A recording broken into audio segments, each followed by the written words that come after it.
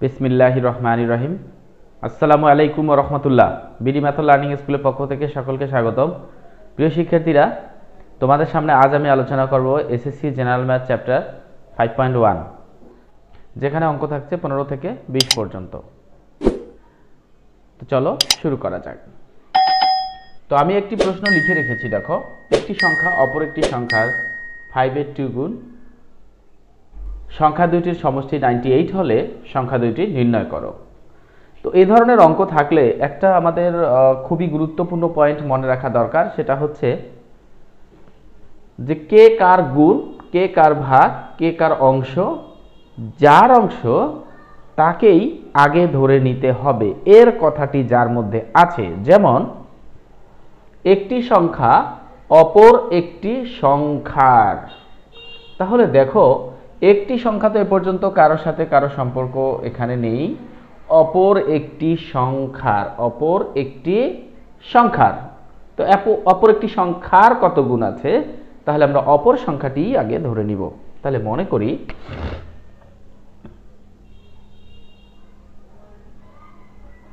মনে করি অপর সংখ্যাটি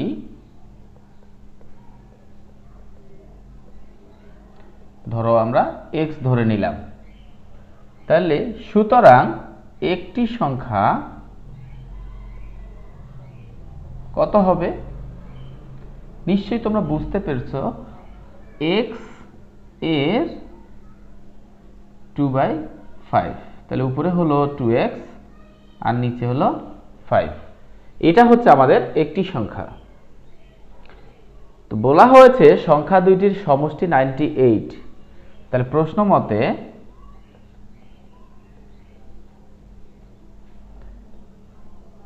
একটি সংখ্যা আর অপর সংখ্যা যদি যোগ করি, সমষ্টি মানে হচ্ছে যোগ, তাহলে 98। এখন আমরা কি করব, এটাকে লসাগু করে দিব 5। তাহলে 5x plus 2x equals to 98। তাহলে 7x বাই 5 ইকুয়ালস টু 98, বা 7x যদি আমরা রেখে দেই,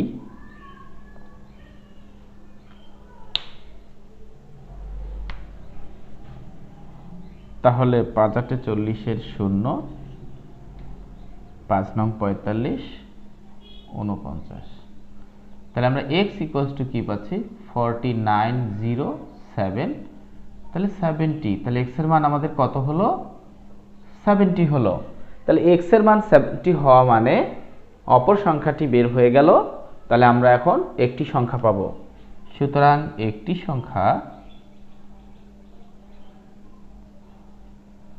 সংখ্যা হবে 70 এর উপরে কত আছে, 2/5। তাহলে 2/5 14 28।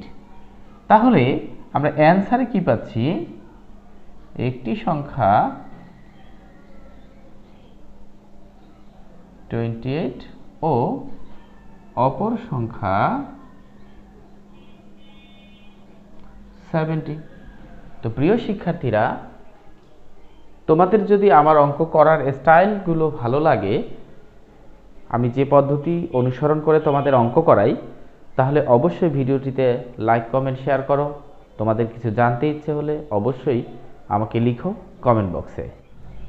16 নম্বর অঙ্কটি দেখো, একটি প্রকৃত ভগ্নাংশের লব ও হরের অন্তর 1, লব থেকে 2 বিয়োগ আর হরের সাথে 2 যোগ করলে যে ভগ্নাংশ পাওয়া যায় তা 1/6 এর সমান। 1/6, 1/6 এটাকে বলা হয় 1/6 এর সমান, অর্থাৎ 6 এর 1 যেটাকে আমরা বলি, ভগ্নাংশটি নির্ণয় করো। তো দেখো, আগে আমাদের এখানে চিনতে হবে প্রকৃত ভগ্নাংশটা কি। প্রকৃত ভগ্নাংশ অবশ্যই তার লব ছোট থাকতে হবে আর হর অবশ্যই বড় থাকতে হবে।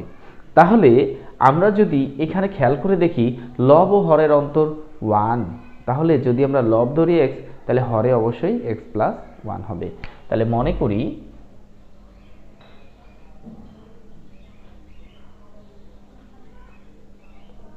প্রকৃত ভগ্নাংশের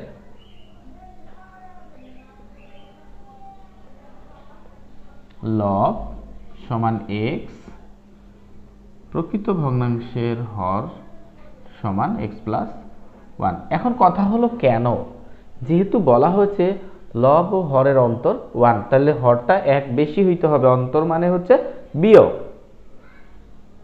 তাহলে আমরা বলতে পারি প্রকৃত ভগ্নাংশটি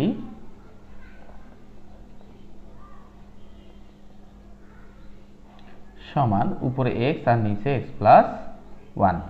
এখন কথা হলো প্রশ্ন মতে আমাদের তারা কি বলতে চাচ্ছে।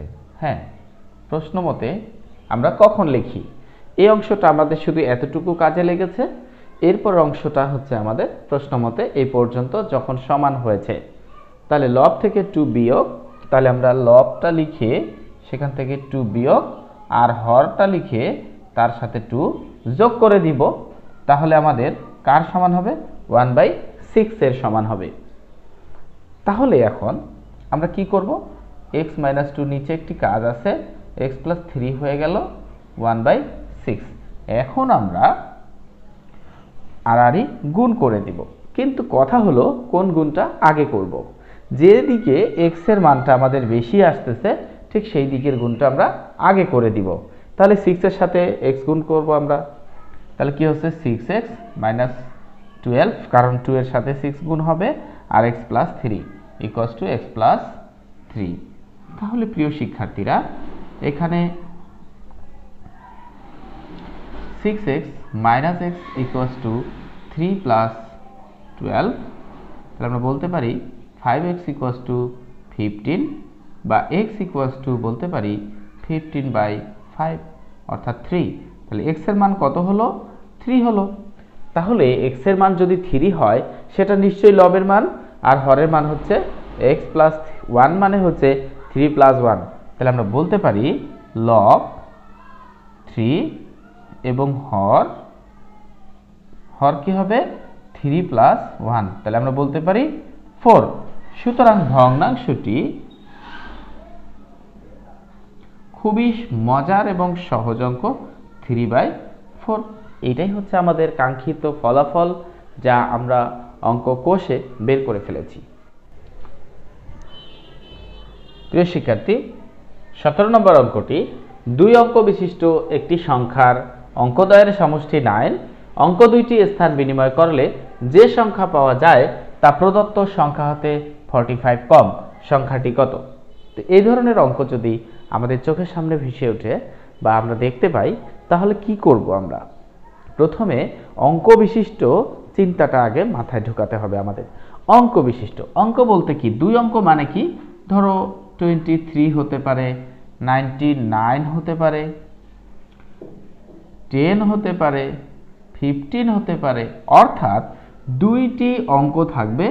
এই ধরনের সংখ্যাকে আমরা অবশ্যই আমরা বলবো 2 অঙ্ক বিশিষ্ট সংখ্যা।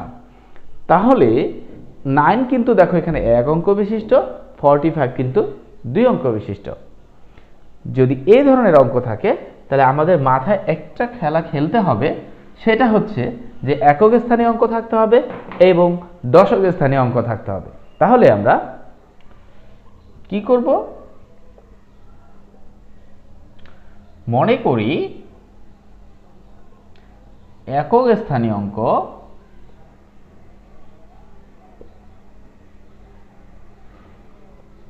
x, তাহলে দশক স্থানীয় অঙ্ক কি হবে আমাদের কাছে, যখন আমাদের কোনো সমষ্টি দেওয়া থাকবে সেখান থেকে আমরা একক স্থানীয় অঙ্কটি বাদ দিব। যদি কখনো অন্তর দেওয়া থাকে তাহলে আমাদের মনে রাখতে হবে এটার সাথে যোগ হবে। তবে অবশ্যই তারা বলে দিবে কোনটি বড় আর কোনটি ছোট। যদি না বলে তাহলে দুইটি নিয়ম করতে হবে, একবার বড় ধরতে হবে আর একবার, অর্থাৎ একক স্থানীয়তে তুমি বড় ধরতে পারো অথবা দশক স্থানীয়তেও বড় ধরতে পারো। তাহলে এইটা নিয়ে টেনশন করার দরকার নেই, প্রশ্ন যেমনটি থাকবে তেমনটি কাজ করতে হবে, তাহলেই তো তুমি ব্রিলিয়ান্ট, তাই না? তো ব্রিলিয়ান্ট স্টুডেন্ট অবশ্যই ভিন্ন ভিন্ন নিয়মে অঙ্কগুলো করে। একই নিয়মেই যে অঙ্ক করতে হবে এমন কিন্তু কোনো বাধ্যবাধকতা নেই, যেহেতু ম্যাথমেটিক্সের ফর্মুলা বিভিন্নভাবেই কাজ করে আসা যায়, কিন্তু ফলাফল একটাই। এখন আসি আমরা, তাহলে এখানে চিন্তা করব যেহেতু সমষ্টি দেওয়া আছে তাহলে ওই সমষ্টিটা আগে লিখে একক স্থানীয়টা আমরা বাদ দিয়ে দিব। যদি আমরা এটা করতে পারি এরপরে কাজটি কি, অনেকেরই সমস্যা থাকে যে ম্যাথমেটিক্সে আসলে কারা পারে না জানো, ম্যাথমেটিক্স তো অনেকেরই খুব মজার আবার অনেকেরই খুবই কঠিন লাগে। কারণ একটাই, সেটা হচ্ছে সে বুঝতে পারে না যে কোন প্রসেসটা করব, অর্থাৎ এই দুইটা লাইন লেখার পরের অংশটি কি হতে পারে এই অংশটি কিন্তু সে জানে না।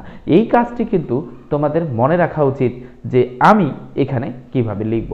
তো একটু খেয়াল করে দেখি, যদি এই ধরনের প্রশ্ন থাকে, আমরা দেখতে পাচ্ছি প্রশ্নটি পড়ে যে অঙ্ক দুইটি স্থান বিনিময় করলে যে সংখ্যা পাওয়া যায় তাহলে অবশ্যই আমাদের সংখ্যা কথাটি লিখতেই হবে, কারণ আমাদের এখানে সংখ্যার সাথে সম্পর্ক আছে। তাহলে এরপরে কাজটি হচ্ছে সংখ্যাটি। তো সংখ্যাটি কি হবে, সংখ্যাটি অবশ্যই কেমন হবে আমরা যদি খেয়াল করে দেখি, মনে করো একটা 75, এটা একটা সংখ্যা, একক স্থানীয় অঙ্কটি আমরা অবশ্যই মান ধরে নিব 5, আর দশক স্থানীয় অঙ্ক অনেকেই বলবে যে স্যার 7 হবে। কিন্তু কথা হলো এখানে যখন স্থানীয় মান আমরা বের করতে চাইব তখন অবশ্যই আমাদের এর মধ্যে 7-এর সাথে 10 কাউন্টিং করা আছে, মাল্টিপ্লিকেশন অর্থাৎ গুণ করা আছে, তাহলে আমরা এখানে রেজাল্ট পাচ্ছি 70। 70-র সাথে যদি আমরা এই দুইটি অঙ্ক যোগ করে দেই, সংখ্যা দুইটি খেয়াল করে দেখো তো, আমরা রেজাল্ট পাবো 75। তাহলে প্রিয় শিক্ষার্থীরা, আশা করি আমরা খেয়াল করে দেখব যে দশক স্থানীয় যে অঙ্কটি আছে তার সাথে আমরা অবশ্যই 10 গুণ করে দিচ্ছি, তাহলে 9 - x ব্র্যাকেট দিয়ে ইনটু দিয়ে 10 দিতে পারি আমরা, তাহলে এক দশক স্থানীয়র সাথে সেটা হলো আর যোগ হবে একক। তাহলে আমরা কি করব, এই 10টা গুণ করে দিব 90 - 10x + x, তাহলে কি পাচ্ছি 90 - 9x। এটা হলো আমাদের প্রদত্ত সংখ্যা। এই অঙ্কটির মধ্যে যে সংখ্যার কথা বলেছে সেই সংখ্যা, প্রদত্ত সংখ্যাটি হচ্ছে আমাদের 90 - 9x।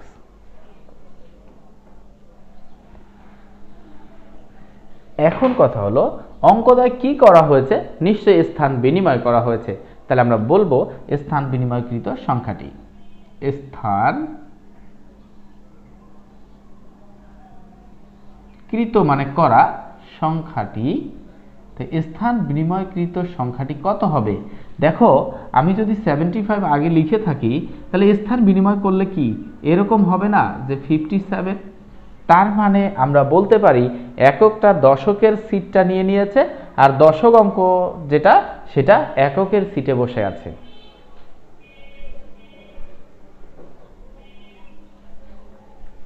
তো যদি তাই হয় প্রিয় শিক্ষার্থীবৃন্দ, আমরা অবশ্যই মনে রাখব যে এইখানকার যে একক আর দশক আছে এইখানে খেয়াল করে দেখো আমরা যেভাবে বসিয়েছিলাম ঠিক সেখানে আমরা এটাকে চেঞ্জ করে দিব, অর্থাৎ x এর সাথে হবে এইবার 10 গুণ, আর হচ্ছে আমাদের 9 - x যেটা ছিল দশক স্থানে সেটা হয়ে গেছে একক, তাহলে 10x + 9 - x, তাহলে আমরা বলতে পারি 9x + 9, এটা হচ্ছে আমাদের স্থান বিনিময়কৃত সংখ্যা। যদি এটা স্থান বিনিময়কৃত সংখ্যা হয়ে থাকে আর যদি এটা প্রদত্ত সংখ্যা হয়ে থাকে তাহলে অবশ্যই আমরা প্রশ্নমতে যেটা আছে সেটা লিখে ফেলতে পারবো। তাহলে আমাদের কি বলেছেন, অবশ্যই বলেছেন যে স্থান বিনিময় করলে যে সংখ্যা পাওয়া যায় তা প্রদত্ত সংখ্যা হতে 45 কম, তাহলে কোন সংখ্যাটি পাওয়া গেছে 9x + 9, তা প্রদত্ত সংখ্যা কত 90 - 9x, সেখান থেকে 45 কিন্তু আমাদের কম হইতে হবে, তাহলেই কেবল এইটার সমান হবে। আশা করি আমরা বুঝতে পেরেছি। তাহলে আমরা এখন কি করব, সমাধান করব।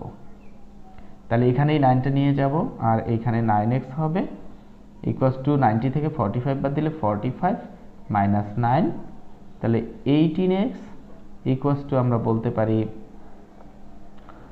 36, তাহলে আমরা বলতে পারি x এর মান রেজাল্ট হলো 2, কারণ কেন 18টা এই পাশে গিয়ে ভাগ হয়ে গেছে। তাহলে x এর মান যদি 2 হয়, প্রশ্ন ছিল আমাদের সংখ্যাটি কত, তাহলে আমরা কি করব, ঠিক এই জায়গাটি একটু মুছে দিচ্ছি, এইখানে আমরা সংখ্যাটি লিখতে চাই, অর্থাৎ এই লাইনের পরের লাইন হবে এই অংশটি, সুতরাং সংখ্যাটি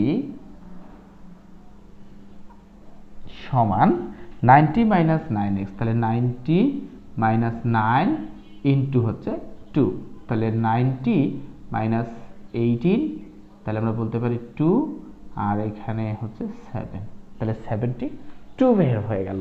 তাহলে প্রিয় শিক্ষার্থীরা, আশা করি অঙ্কটি তোমাদের যে এতদিন জটিলতা ছিল সেটা আর এখন নেই। তোমরা সহজেই এই অঙ্ক প্র্যাকটিস করে আয়ত্ত করতে পারবে, এই শুভকামনাই থাকবে। প্রিয় শিক্ষার্থীরা, আমরা 18 নম্বর অঙ্ক পড়ে দেখব কি বলতেছে এবং কি চেয়েছে আমাদের কাছে। 2 অঙ্ক বিশিষ্ট একটি সংখ্যার দশক স্থানীয় অঙ্ক একক স্থানীয় অঙ্কের দ্বিগুণ। কি বলে দিয়েছে তারা? একটি সংখ্যার দশক স্থানীয় অঙ্ক একক স্থানীয় অঙ্কের দ্বিগুণ। তাহলে আমরা এখানে ডিসাইড করে নিব কে বড় কে ছোট। একক স্থানীয় অঙ্কের দ্বিগুণ দশক স্থানীয় অঙ্ক, তাহলে অবশ্যই আমরা বলতে পারি দশক স্থানীয় অঙ্কটি বড়। দেখাও যে সংখ্যাটি অঙ্কদ্বয়ের সমষ্টির 7 গুণ। খুব মজার একটি অঙ্ক, তাই না? তাহলে আমরা খেয়াল করে দেখি।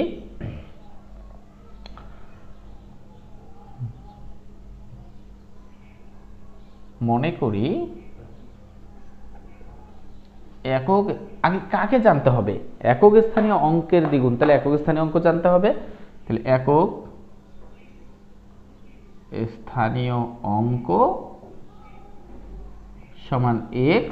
সুতরাং আচ্ছা, এখন কথা হচ্ছে কখন আমি সুতরাং দিচ্ছি আবার কখন দিচ্ছি না, এরকম অনেক প্রশ্ন থাকতে পারে।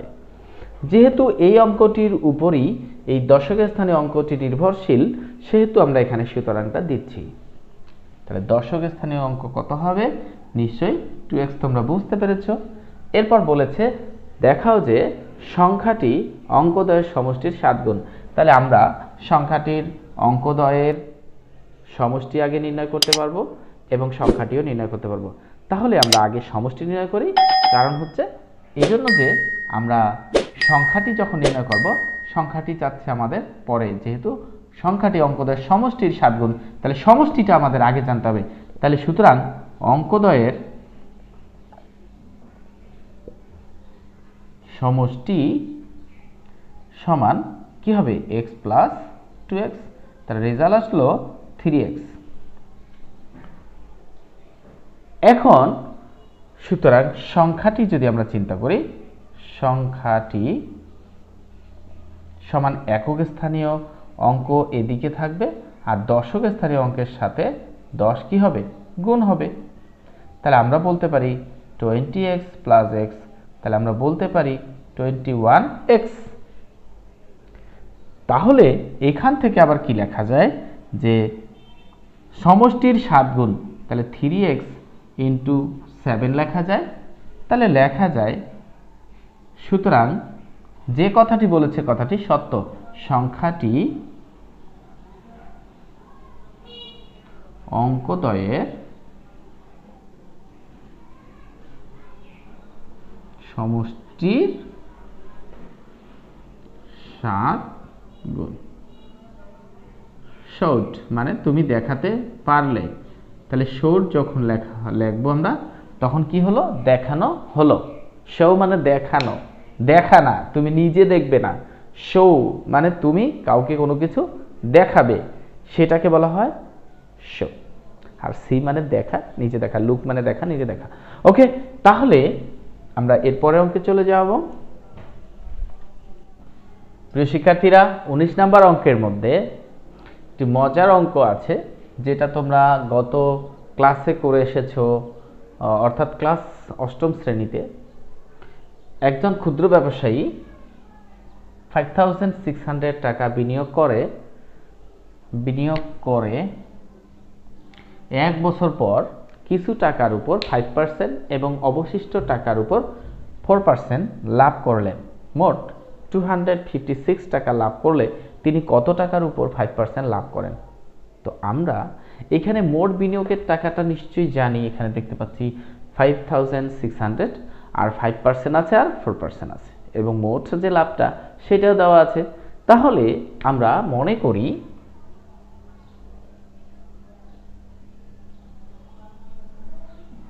কি মনে করি? 5% হারে বিনিয়োগ করেন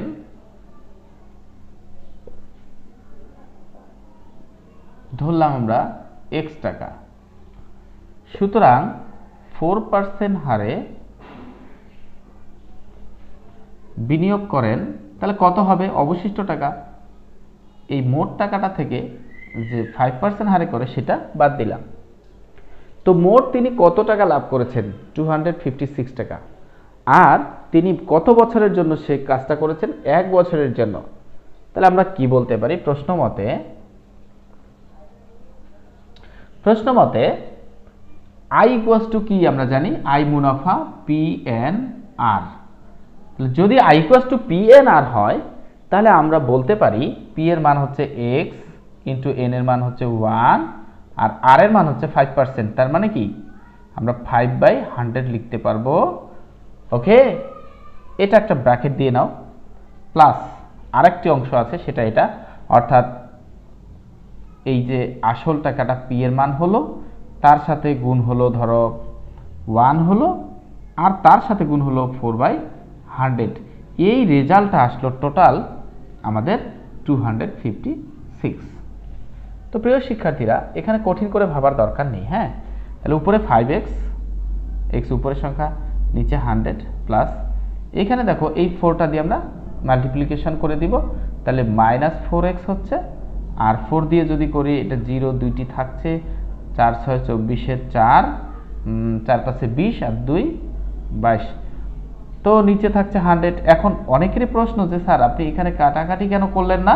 তো এখানে আমি কেন কাটাকাটি করি না, দেখো এইটা যদি কাটাকাটি করতাম তাহলে 20 আসতো, এটা কাটাকাটি করলে 25 আসতো, তাহলে আমরা ঝামেলায় যাব না। আমরা এই 100 লসাগু করে দিব। তাহলে কি হচ্ছে? আমরা বলতে পারি লসাগু হবে 100, তাহলে 5x প্লাস, অর্থাৎ যা আছে তাই থাকবে। তাহলে এটা কি বেশি ভালো না? হ্যাঁ, অবশ্যই বেশি ভালো। এইখান থেকে আমরা যদি এখানে চলে আসি তাহলে কি হবে? আর আর গুণ করব আর এটা বিয়োগ করব, তাহলে উপরে থাকছে আমার x প্লাস 22400 ইকুয়ালস টু, এটার সাথে যদি আমরা চিন্তা করি 256 দুইটি 0 হবে, তারপরে আমরা এক্সটাকে রেখে দিলে 25600 মাইনাস 22400, তাহলে আমরা x এর মান পেয়ে যাচ্ছি, দুইটি 0 থাকছে 2 and 3, তার মানে 3200 টাকা অর্থাৎ 3200 টাকা তিনি 5% হারে বিনিয়োগ করেছেন। অঙ্কটি দেখতে যদিও বড়, সমাধান কিন্তু যথার্থই ছোট। তাহলে আমরা অ্যান্সারে কি লিখব বা সুতরাং দিয়ে লেখা যায়, তিনি 5% হারে বিনিয়োগ করেন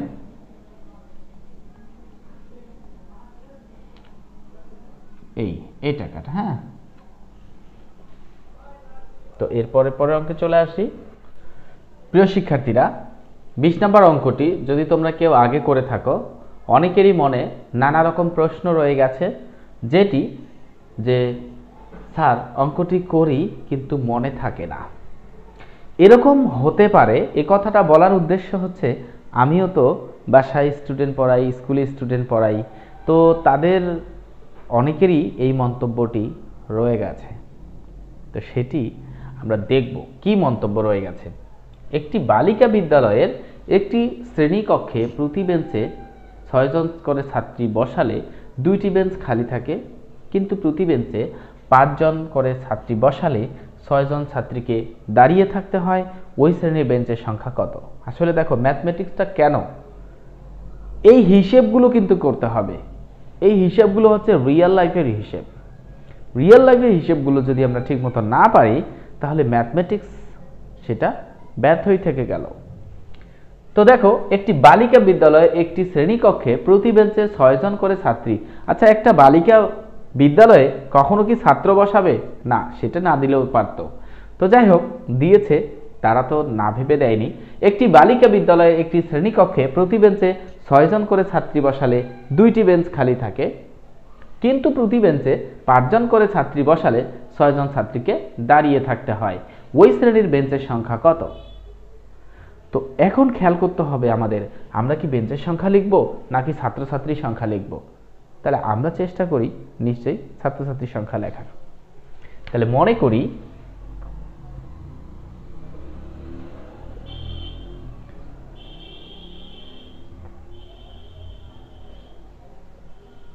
ছাত্রীর সংখ্যা সমান একজন। তো খেয়াল করে দেখো, এক প্রতি বেঞ্চ মানে একটি বেঞ্চে, তাই না? তাহলে একটি বেঞ্চে বসে 6 জন, তাহলে 6 জন করে বসে, তাহলে আমরা যদি বিস্তারিত লিখি 6 জন বসে একটি বেঞ্চে, একজন বসে 1/6, আর একজন বসে x বাই কত হবে 6। তো এই কথাটি বিস্তারিত যদি লিখি তাহলে আর ভয় থাকে না। আর যদি সরাসরি লিখি 6 জন করে ছাত্রী বসালে মোট বেঞ্চের সংখ্যা x/6, সেখান থেকে 2 যোগ হবে। তাহলে আমরা কি লিখব?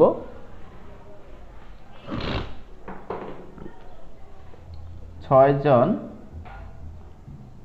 বসে একটি বেঞ্চে। হ্যাঁ, একটু বিস্তারিত লিখি, বুঝতে সহজ হবে। সুতরাং একজন বসে 1/6টি বেঞ্চে। সুতরাং মোট ছাত্রীর সংখ্যা একজন, তাহলে উপরে গেল x আর নিচে আসলো 6। তাহলে এটা আমাদের বেঞ্চের সংখ্যা কত হবে? এটা যদি বেঞ্চের সংখ্যা হয়ে থাকে এর সাথে 2 যোগ হবে। এবার বলা হয়েছে প্রতি বেঞ্চে যদি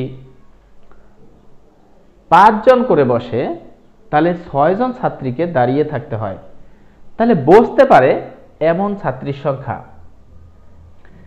তাহলে প্রতি বেঞ্চে 5 জন করে বসালে, যেহেতু কথাটা লিখে দিতে পারি আমরা, যেহেতু প্রতি বেঞ্চে 5 জন করে বসালে 6 জন ছাত্রীকে দাঁড়িয়ে থাকতে হয়, সেহেতু বসতে পারে এমন ছাত্রীর সংখ্যা কত হবে? x থেকে বাদ যাবে 6, তাহলে এটা হচ্ছে আমাদের বসতে পারে এমন ছাত্রীর সংখ্যা। তাহলে আমরা বলতে পারি 5 জন বসে একটি বেঞ্চে, সুতরাং একজন বসে 1/5টি বেঞ্চ। সো আমরা বলতে পারি, ওকে, তাহলে এটা হচ্ছে x-6/5। প্রশ্ন মতে যদি আমরা একটু চিন্তা করে দেখি, এখন কি প্রশ্ন মতে বেঞ্চের সংখ্যা আমরা নির্ণয় করেছি, এটা একটা আর এটা একটা। তখন কিন্তু খেয়াল করতে হবে বেঞ্চ কিন্তু এই জায়গায় আরো 2টি লেগেছিল, খালি ছিল, তাহলে খালি বেঞ্চটা কি হবে? যোগ হবে, অর্থাৎ x/6 + 2 = x-6/5। এইখানে তো কোনো বেঞ্চ খালি ছিল না, তাই না? তাহলে ওইটাই ঠিক থাকবে। আশা করি তোমরা বুঝতে পেরেছো। তাহলে আমরা এখানে 6 লসাগু x + 12 = x-6/5। তাহলে উভয় পাশে আর গুণ করে দিয়ে আমরা 6 এর গুণটা আগে নিব, তাহলে 6x - 36 5x + 60, তাহলে 6x - 5x = 60 + 36। তাহলে x এর মান আমরা কি পেলাম? 96। তাহলে x এর মান 96 মানে কি বোঝায়? ওই শ্রেণীর ছাত্রীর সংখ্যা বোঝায়, বেঞ্চের সংখ্যা কিন্তু না। পরীক্ষায় কিন্তু আছে আমার ওই শ্রেণীর বেঞ্চের সংখ্যা কত। তুমি এখানেও মান বসাতে পারো অথবা ঠিক এখানেও মান বসাতে পারো, তাহলে অঙ্ক হয়ে যাবে। তাহলে আমি যদি এইটুকু একটু মুছে দেই, সুতরাং বেঞ্চের সংখ্যা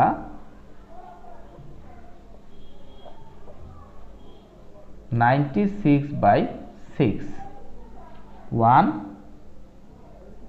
16। তাহলে কত হইল? 16টি বেঞ্চ। ওই রুমে বেশ 16টি বেঞ্চ রয়েছে, তার মানে শ্রেণীকক্ষটি অবশ্যই বেশ বড়।